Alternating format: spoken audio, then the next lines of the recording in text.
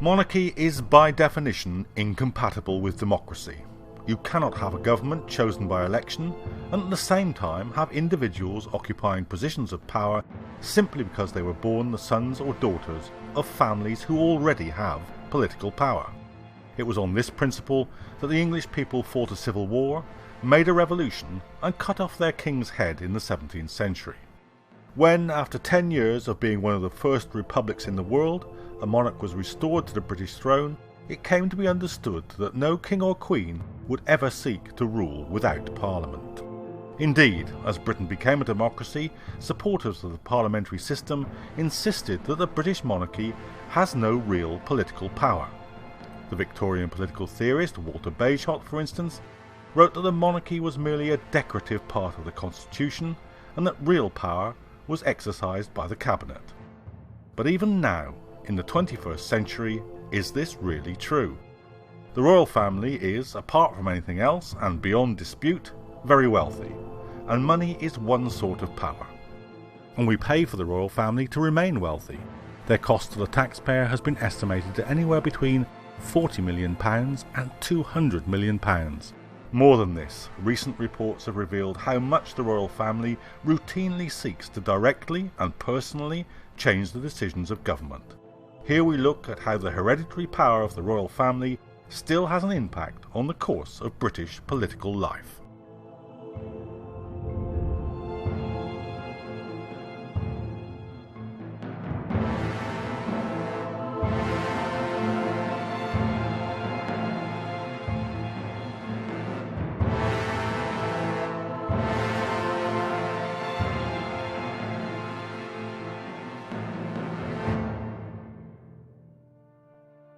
The oldest form of wealth in Britain is landed wealth.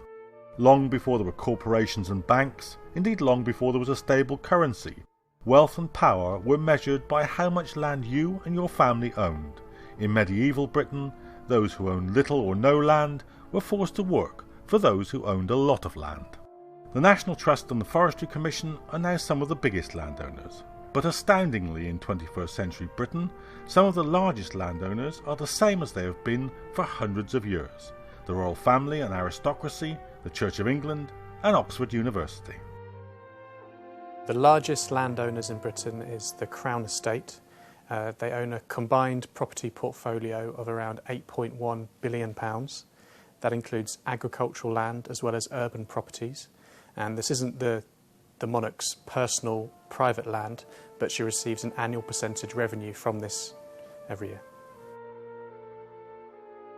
Well, the thing about the monarchy is that there are two kinds of ownership. There's the technical ownership, the ownership of 6.6 billion acres of land, i.e. the land that ordinary people around the world in their millions are standing on, living on, working on, farming on, and all the rest of it. And then you can get down to beyond the sort of the abstract and the deeds and so on. You can actually look at the actual physical wealth, concrete land that's owned in this country, in this country alone.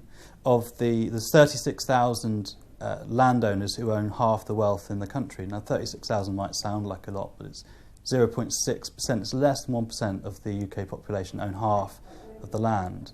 Of the top 10 of these 36,000 people, so the top 10 of those, Prince Charles is the third biggest landowner in this country. The Crown and another 26 aristocratic estates own a total of nearly 1.4 million acres of land, over twice the entire land area owned by the National Trust and nearly 3 times the total land owned by the pension funds in the UK. So the land owned by the Crown and aristocracy covers an area over 3 times the size of Greater London, or as third as much again as the total area of Cornwall.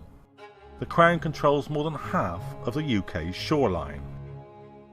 Crown land is treated as a state asset, not to be sold by the monarch, and its revenues come to the state and the Queen is paid a percentage of these profits. But the Queen can and does also own private property as a private individual in addition to Crown land.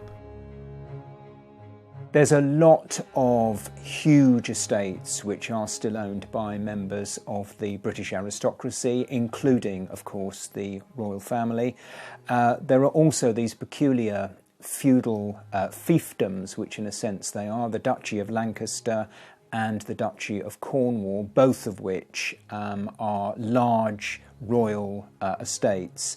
The finances of the royal family are very complex. There's a whole series of different revenue streams, and of course much of it is shrouded in secrecy. But there are two basic sources of their wealth. One is that they receive direct grants from the state to fund their official functions and big expense accounts as well.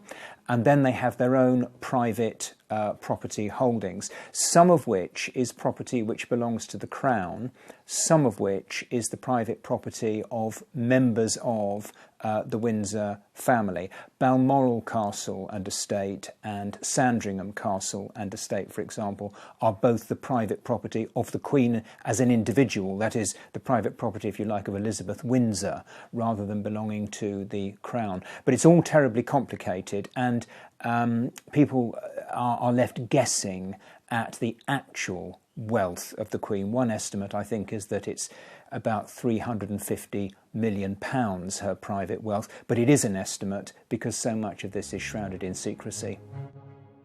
Crown land is some of the most valuable in the country. Indeed, the value of the Crown's urban property, £4 billion, is 4 times greater than the value of its rural landholdings. The Crown owns, for instance, the entirety of Regent Street, around half of St James's in London's West End, and retail property across the UK, including in Oxford, Exeter, Nottingham, Newcastle and Harlow. The Crown owns part of the Bluewater Retail Park in Kent. It also owns retail parks in Leeds, Milton Keynes, Merseyside, Slough, Swansea, Portsmouth, Harlow, Maidstone, Hemel Hempstead, Nottingham, Edinburgh, Warwick, Cheltenham and Jersey. The Windsor Estate controls Ascot Racecourse, golf clubs, hotels, farms and woodland. In Scotland, the Crown owns fishing rights on many rivers, oyster and mussel fishing revenues, and mining rights throughout its holdings. One of the problems with assessing the power of the royal family is that there is no constitution, there is no closely defined set of powers which members of the royal family retain. It's much more a kind of influence behind the scenes, which is quite difficult to measure. The feudal Cornwall laws allow the Prince of Wales to claim the money and assets of anyone in Cornwall who dies without making a will. If they owe no money, the Prince of Wales can claim that for himself. He doesn't use it to put in his back pocket, but he does use it to fund his own personal projects, his own personal charities, and to fund bursaries in private schools. We know that so far he's claimed £3.3 million of other people's money. People have complained about this. The people in Cornwall have asked him to keep the money within the county and at the very least use it for the public spending and the public purse. He's refused to do so and ignores their requests. In all, the £800 million Duchy of Cornwall estate provides Charles with £19 million worth a year in private profit. The royal family's whole property portfolio is estimated at over £7 billion, earning a tax-free £230 million in profit every single year. And that's before £10 billion worth of art collection is taken into account. With wealth comes power, specifically the power not to obey the laws of the land in the way that every other citizen of the country is required to do. The Prince of Wales Duchy of Cornwall is not, for instance, subject to planning permission or planning consent in the way that any other builder would be.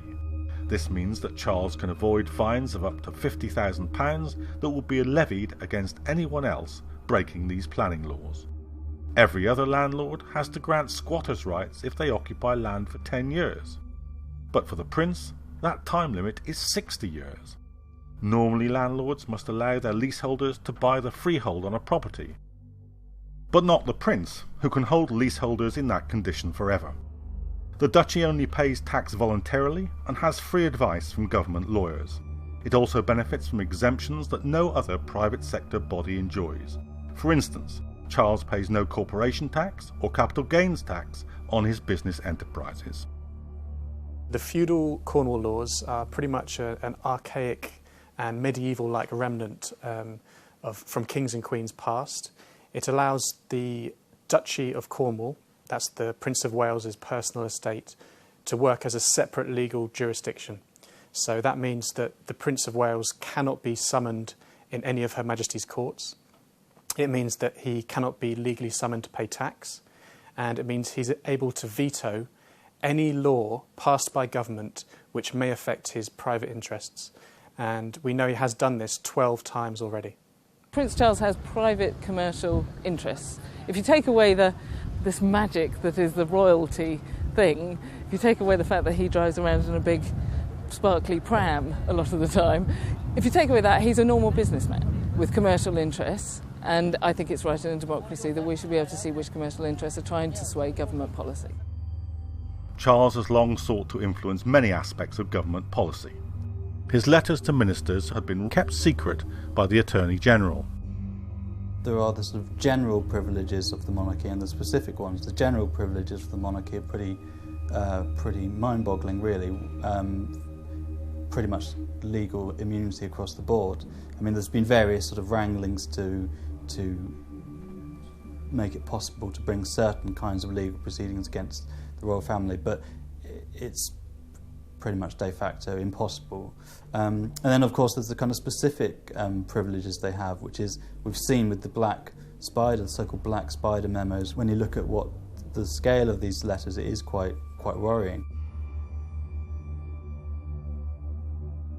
For a long time there were suspicions that there have been suspicions that Prince Charles writes a lot of letters to ministers and other people, actually, advocating his opinions and putting forward ideas on how the government should do things and how things should be changed.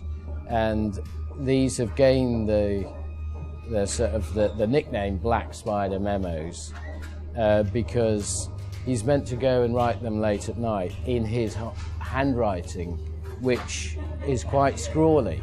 10 years ago, 2005, the editor of The Guardian approached me and asked if we could use the Freedom of Information Act, which had just come into force then, to try and find out what letters Prince Charles had written to ministers and what they've said and what their response had been. So we pursued it from then. The government attempted to keep the letters secret in the face of a legal challenge from the Guardian newspaper.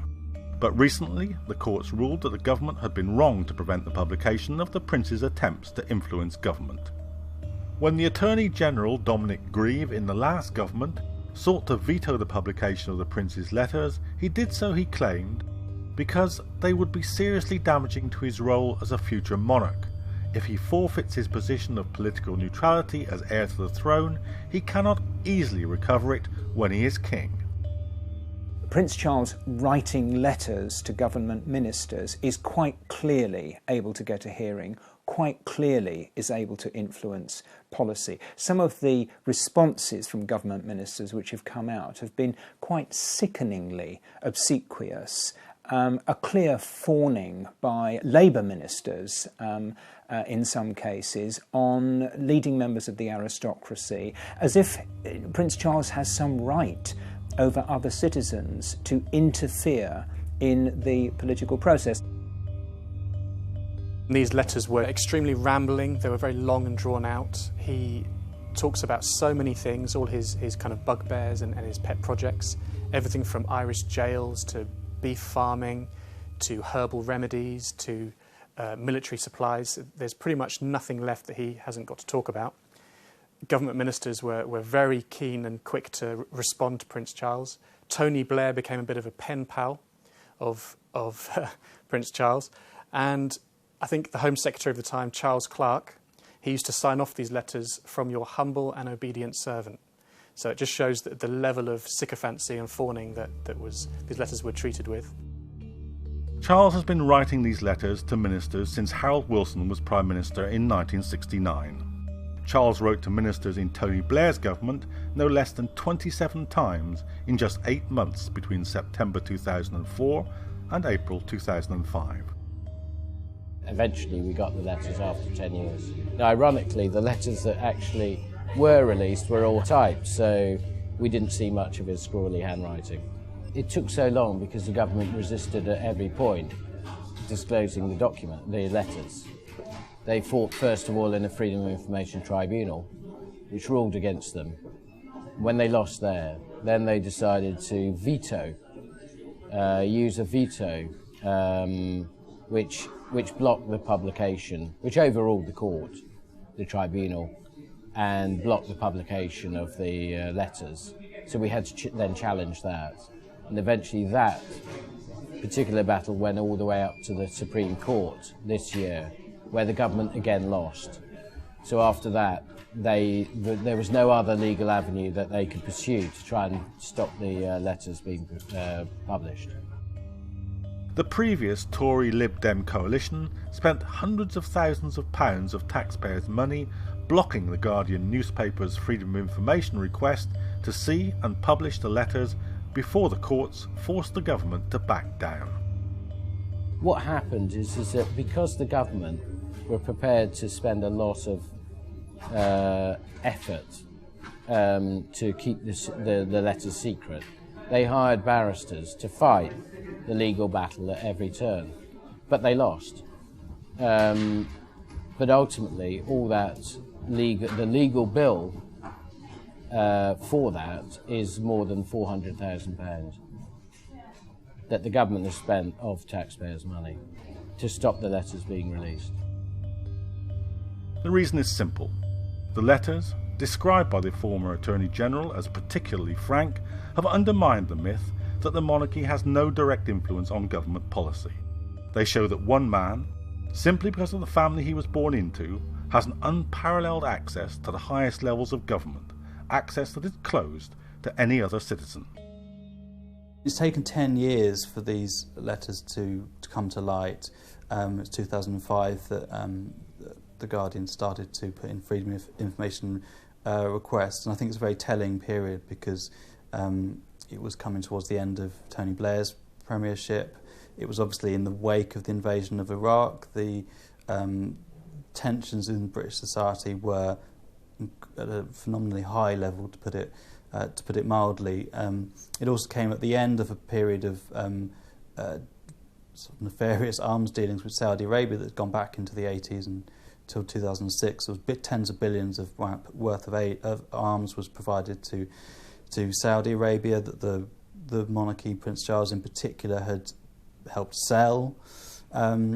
So it was a very tense period, and it brought to question all the kind of influence that happens in British society, from the legal system, from the Prime Minister's office, from the monarchy, and so on. And indeed, you can find hidden in a lot of these memos references to the state of military spending, which is obviously close to the heart of the royal family, making, as they do, so much arms trade from it, and also they had a direct interest in the war going well, which of course it famously didn't. Eventually, the letters were published, and they were letters over quite a short period of time, just 8 months. The suspicion is that he's been writing for years and years. So we had a little snapshot. The public got a small snapshot of what he had been up to. And what they showed is that he had indeed been lobbying at the highest level, putting forward his point of view on particular subjects, wide-ranging number of subjects, and that he was lobbying ministers and even the Prime Minister. The Guardian's actions in pursuing this story are practically unique in the history of British media. Usually the monarchy can rely on the British press to keep silent on any embarrassing story about the monarchy. The royal family have a huge amount of influence over the press. They're extremely well connected, and the press pretty much acts as a universal cheerleader for the royal family. I think it was during the Jubilee that the Queen was taking a tour of the BBC studios, and live on air, so-called journalist Julian Worricker bowed his head live to Her Majesty during the middle of a news report. And this really is unthinkable for a journalist to do. It just shows the level of fawning that we have within the establishment and within the press and within the media. So there's no serious discussion allowed about their constitutional place in society. In the 1930s, newspapers in Britain remained silent on the relationship between the future King Edward VIII and the American divorcee, Wallis Simpson, the relationship that eventually led to Edward abdicating the throne, and they remained silent even while the news was being reported in the United States. I think the royal family's influence over the press is considerable and has probably in a way got greater because the British media has become more and more obsequious, I think, over the last 20 to 30 years, much more reluctant to criticise, to expose what is going on inside the British establishment. Partly where it's state media, because they're worried about politicians restricting their funding, and in the case of the private media, because of the degree to which the newspapers and other media are controlled by top press barons, press lords, who of course are themselves leading members of the establishment and have very right-wing politics. The tradition continues today. The contract with the BBC to film the wedding of Prince William and Kate Middleton stipulated that the footage could not be used for humorous or satirical purposes. Australian comedy programme The Chaser had to be pulled from the schedules because it breached that ban. During the making of a BBC One programme about the Commonwealth and the Queen's Silver Jubilee, a BBC producer said that it would not be suitable to interview Australian Prime Minister Julia Gillard because she is pro-Republican and would not fit the film's positive angle. In 2011, BBC correspondent Frank Gardner was live on air and he dropped something about the Queen. He said that the Queen was personally distressed about so-called hate preacher Abu Hamza, and she was said to be aghast at the fact that he couldn't be arrested for his anti-British values. And they reported on this, and then very soon afterwards, Frank Gardner, the BBC and the Director General issued a grovelling apology to the Queen. Gardner told the BBC's flagship Today programme, she spoke to the Home Secretary at the time and said, "Surely this man must have broken some laws. Why is he still at large? He was conducting these radical activities and he called Britain a toilet. He was incredibly anti-British, and yet he's been sucking up money from this country for a long time. He was a huge embarrassment to Muslims who condemned him." Gardner continued that the Queen, like anybody, was upset that her country and its subjects were being denigrated by this man. But there's the rub. The Queen is not like anybody, because not anyone can call up the Home Secretary and lobby him over matters that they find disturbing. Both the Palace, which refused to comment on the story, and the BBC instantly realised that they had revealed the still existing political power of the monarchy, a power that is not supposed to have. As a matter of fact, the monarch does not need to make a special effort to get the government to hear her views. The Queen is legally entitled to meet the Prime Minister once a week. If she can't meet him in person, she's allowed a telephone conversation. During these meetings, she's allowed to discuss anything she wishes, any matter at all. However, whatever she does discuss is kept completely confidential from the rest of the public. We do not have a right to know what she discusses on her behalf. Tony Blair went further than most in his memoirs when he revealed that his first meeting with the Queen she acted with hauteur, telling him, "You are my 10th Prime Minister. The first was Winston.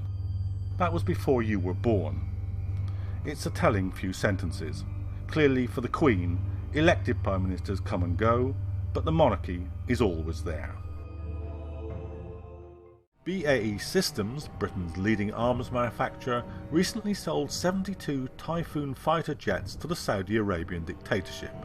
The original offer from the Saudis was £4.4 billion. But when the deal was done, Ian King, BAE's chief executive, said the public was never going to know how much money the company was eventually paid.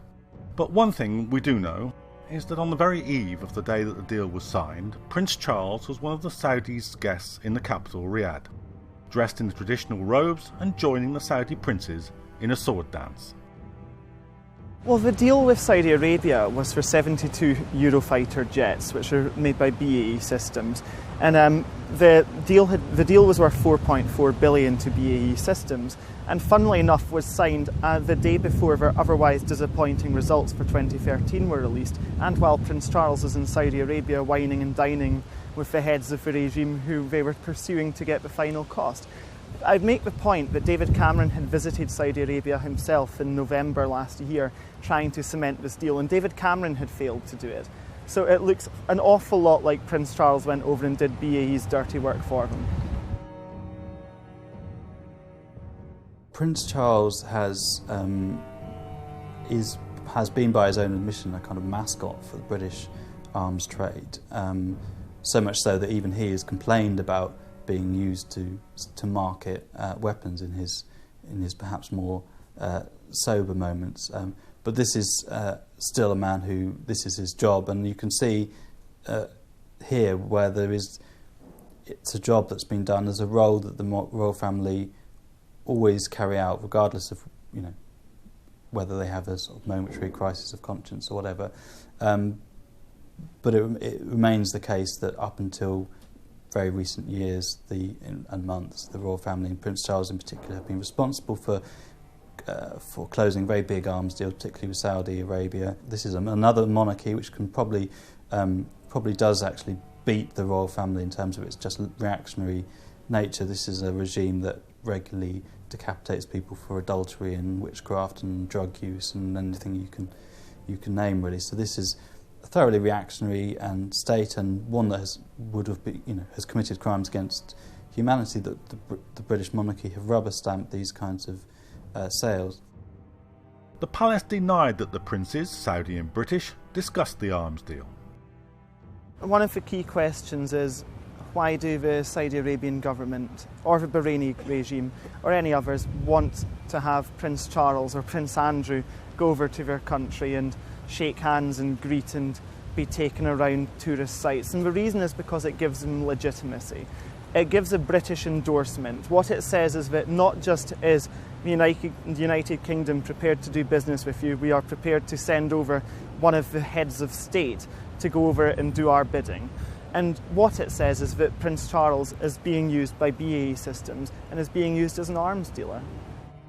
A previous investigation into UK-Saudi arms deals, Margaret Thatcher's sale of Tornado aircraft in the Al Yamama deal, was blocked by Tony Blair on national security grounds. Prince Andrew's done more than his fair share of wining and dining with some of the most repressive regimes and dictators in the world. Earlier this year, Prince Andrew was in Bahrain as part of Great British Week, where he went over with some of the great British companies like BAE Systems and other arms companies, Rolls-Royce, who were there specifically to sell weapons and to make deals with some of the most repressive governments in the world. There is a direct relationship between what the royal family are doing in relation to arms sales and in relation to imperial wars, let it be said, because of course members of the royal family serve in the armed forces, and by serving in the armed forces, Harry in Afghanistan, for example, what they do is they put a kind of gloss on those kinds of imperial interventions. So the royal family is involved in the imperialist wars in that sense, is giving its blessing to those imperialist wars, and selling arms to Saudi Arabia is selling arms to an extremely reactionary monarchy with an appalling human rights record, an appalling record on civil liberties, which is also using its military power, projecting its military power elsewhere to suppress revolutionary movements in Bahrain 2 or 3 years ago and currently in Yemen. Former South African MP Andrew Feinstein resigned in protest over BAE bribery allegations. He has his own experience of the royal family's arms interests. We try to investigate a huge and very corrupt arms deal. BAE won the contract in very controversial circumstances. The plane that the Air Force wanted was 2.5 times less expensive than the BAE offering and was far more suited to South Africa's needs. But the Metropolitan Police have estimated that £115 million in bribes were paid on that one deal alone. And unfortunately, the British royal family were intimately involved, together with Tony Blair, the then Prime Minister, in persuading the new South African government to buy these trainers and jet fighters, to the extent that the then royal yacht Britannia was sailed to Cape Town harbour with some members of the royal family aboard, and they invited to dinner those ministers who were going to make the crucial decision about BAE systems. Strangely perhaps, a Buckingham Palace spokesman who spoke to The Guardian had much the same view, with an added tinge of colonial snobbery. Middle East potentates like meeting princes.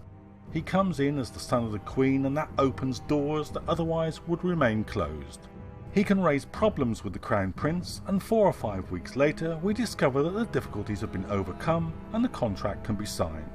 He brings an immeasurable value in smoothing the path for British companies. We don't send him to developed countries like France and Sweden, where a member of the royal family would not make a difference. But in developing countries or the Far East, a prince can get in because of who he is. One of the characteristics of British capitalism, the British economy, in recent times, really I suppose since the Second World War, has been that the arms industry has played a very important role in the British economy and in British trade. The British are very keen to sell top-of-the-range weapons technology. Very often the market is dictators, particularly dictators in the Middle East and North Africa. And if you want to establish diplomatic relations and trading relations with feudal or semi-feudal regimes in the Middle East and North Africa, it helps if you've got your own royals who can operate at that social level, who can give you an entree. So Prince Charles has played a major role, Prince Andrew has played a major role, other royals I'm sure as well have played a role in developing these diplomatic relations and helping arms manufacturers to sell weapons to Middle Eastern dictators. Unlike the case of Prince Andrew, when there have been other members of royal families in other parts of the world who have got involved, for instance, in the arms trade and behaved inappropriately, they suffer consequences. For instance, Prince Bernhard of the Netherlands at one point was promoting arms sales into the Netherlands and was working with 2 American companies to do so. Neither of the companies realized he was working for the other, and his wife, the Queen of the Netherlands, didn't know he was working for either of them. When it was discovered that he was engaged in this activity, he was stripped of all sorts of rights and privileges, and he was never allowed to wear the uniform of the Dutch military ever again. Now, having a royal family is not ideal, but if one has one for whatever historical reasons, at least make them accountable and answerable for their actions, whereas in this country they can effectively do as they like. But Andrew's particular form of charm worked as well on dictators whether or not they were of the royal variety. He is reported to have had a close friendship with Saif Gaddafi, son of Colonel Gaddafi, and hosted a lunch at Buckingham Palace for the son-in-law of Tunisian dictator Ben Ali, despite being warned of his corrupt activities by the British Embassy in Tunis. As for the Saudi government, the biggest market for UK arms companies, they are now using those arms in an unprovoked attack on neighbouring Yemen. In the world of international diplomacy, it is usual to distinguish between a nation's hard power and its soft power. The hard power of the US, for instance, is its military capacity and its economic strength. Its soft power might be the cultural influence of Hollywood, the social influence of its press, or the good feeling felt by millions of children around the globe towards Ronald McDonald or Captain America. The soft power of the UK is considered to be a persuasive approach using cultural and economic means. whereas the UK hard power would be considered to be military might, aggression, war or policing. So it is with the British monarchy. Part of its power, as we have seen, is its hard power, the power of wealth, of landed property, of direct political influence. But perhaps it has even greater influence in its exercise of soft power, the ideological and cultural influence that the royal family exerts in British society. Well, I think in terms of the soft and hard power, so to speak, of the royal family, there's a clear backstop to everything that happens in British democratic life. They do sanction any political party that comes into power. In fact, in the 1970s, they overturned the election of a progressive prime minister in Australia because it went so far against the interests of the royal family. So they actually do have the power to overturn governments. These things are very rarely used partly because to do that does actually draw into public awareness the actual power the monarchy has. Like the Black Spider memos, we're told that actually no, they're just a kind of, they're just the icing on the cake. They're just a kind of tourist attraction. They're just, symbolic figureheads and so on. But actually, with the Black Spider memos, you find out no, they're actually interfering in daily life on a regular basis. Around the Scottish independence campaign, you see that they're actually interfering in the democratic processes going on inside Britain. So there's always the kind of a dance between their soft and their hard power. So when they use it, when they bring out the big guns, they actually expose themselves. So they're very careful. The British ruling class is very careful about where they step in and where they don't step in. It's very difficult to actually tell what power and influence the monarchy has over this government because it's so secret. It's like the rest of the corporate lobbying industry in this country is all done behind closed doors, or as David Cameron likes to say, it's a quiet word. We don't know who's speaking to whom, we don't know who's having a quiet word with whom about which policies.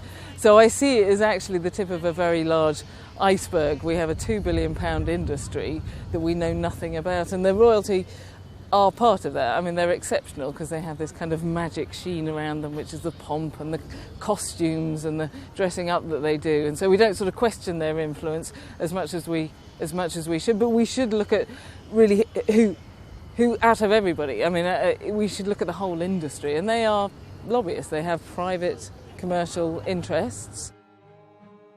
The royal family is quite deliberately used by the British establishment as a traditional symbol of the hierarchical and elitist society as a whole. The media collaborates in the cover-up. It collaborates in massaging the news in order to downplay anything which is critical of the royal family. And what it also does is it pumps up all of the kind of bread and circuses nonsense, the Hello magazine type celebrity culture which surrounds them. So there's a royal wedding or there's a royal baby or whatever, and they turn it into a jamboree, which is like something out of ancient Rome or something out of medieval England. A completely kind of feudal sort of obsession with these extraordinarily rich. After all, if people in Britain can be got to accept one incredibly wealthy individual whose position as nominal head of state and church and chief of the armed forces is hereditary, then why should they not accept an entire ruling elite based on similarly undemocratic principles? The existence of the monarchy is based on the idea of perpetual inequality as a natural order. It bolsters the old adages that seek to ensure that the status quo remains undisturbed. This is the world where the poor are always with us, where there will always be the rich man in his castle and the poor man at his gate. If the purpose of the monarchy is as a tourist attraction, we should do two things. We should add a small levy onto the taxes and fees that tourists pay to come into the UK anyway. And that's how we could fund the British monarchy, rather than it being funded through hard-earned taxpayers' pounds and pence. That's the first thing. The second thing is, if what they're meant to be is a tourist attraction, then they should stay well out of any public debates that constitutionally they shouldn't be involved in anyway. So Prince Andrew should not be rushing around the world like a buffoon, selling British weapons to to highly inappropriate governments. Prince Charles should not be writing letters to people in decision-making positions to try and ensure that his vision of what the United Kingdom should look like architecturally is imposed on the country. Then they can be just a tourist attraction. Then I would have less of a problem with them. But as long as we are paying for their extremely luxurious lifestyle, I think we also have a right to determine what they do and don't do. This is a world where the poor and disadvantaged are supposed to find solace in gazing on the finery of the royals, where everything from the crown jewels to Kate Middleton's wedding dress is supposed to bring glamour to lives where even small luxuries cost a week's wages. The majority of the press encourage us to forget our own troubles and worry about the happiness or otherwise of the characters in the royal soap opera. William and Kate's happy marriage, Diana and Charles's unhappy marriage, are talked about as if they matter more than the trials and joys of our own friends and relatives. They have a very sophisticated PR machine. They are a brand that needs to be looked after, and they engage in any other practices that any other entity, brand engages in. So any bad stories they will seek to quash and keep out of the media, and they will pump it full of good stories. The unacceptable racist ramblings of the Duke of Edinburgh are suppressed. The unfortunate nonsense let slip by Prince Andrew is excused. The less appealing members of the family, like Fergie, are hidden from view or expelled from the clan. And it is worth remembering that this is not a family who've exactly covered themselves in glory by the way they've behaved. I mean, Prince Andrew's father, the Duke of Edinburgh, has on numerous occasions been overheard making quite racist comments, highly inappropriate comments. I mean, one of the younger members of the royal family, Prince Harry, found it amusing to dress up in a Nazi uniform for a fancy dress party. Every charitable gesture or good work, on the other hand, is magnified. It is the work of PR experts, spin doctors, and the loyal royal correspondents. But it is a national myth, and only partly believed. The royal family is of course packaged as a family of people who are doing all sorts of good works, who are raising money for charity and that kind of thing. And of course, that's all part of the packaging. It's a necessary part of the packaging. The reality is quite different. The reality is that they are a central institution in a very conservative and traditional political order. But they are also, despite the fact they are in a sense a leftover from feudalism, they're also doing the business of modern British capitalism. The UK would be far better off without a monarchy, just in terms of monetary value. The £45 billion that they're worth could be redistributed to a whole host of good causes, social workers, firefighters, the homeless, etc., etc. In this time of austerity, supposedly there's a 600% rise in food banks. Why doesn't the Queen or the monarchy just distribute one of their palaces, one of their castles to that? There's people going hungry in this country, and I don't see the Queen participating in the austerity movement. And we'd have a more democratic country. We as people would no longer be subjects, we'd be citizens. And finally, just to add one more thing, it's still technically illegal to discuss republicanism as an alternative to monarchy. That's something that needs to be repealed in Parliament immediately if we're to be taken seriously as a democratic country. Despite the years of pro-royal propaganda, some 30% think the UK would be better off without a monarch. That figure rises to 50% in Scotland.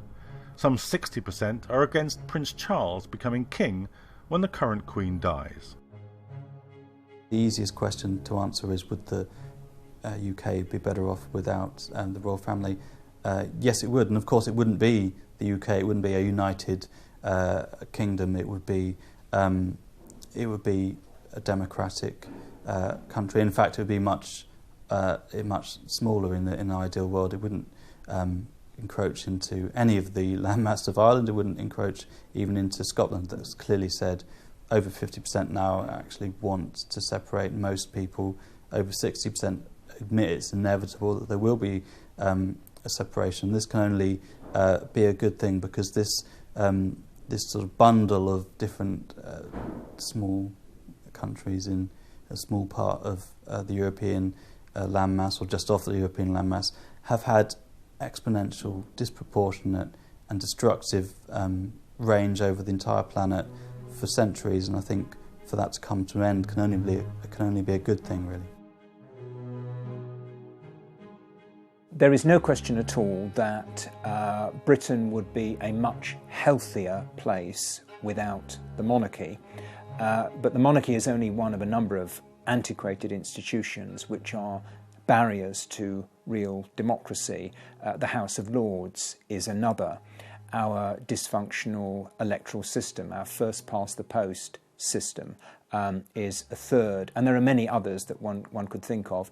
The British political system needs a radical overhaul, even to create a modern parliamentary democracy, and we need to see very, very radical changes indeed in the way in which we make decisions if the interests of ordinary people are going to be reflected going forwards. There is likely to be a crisis of confidence, if not a constitutional crisis, when the Queen is succeeded by Charles. It will be a moment when ordinary citizens in the UK have to examine whether an hereditary, hugely wealthy, unconstitutionally influential, politically reactionary institution is still the best adornment for a supposedly democratic society in the 21st century.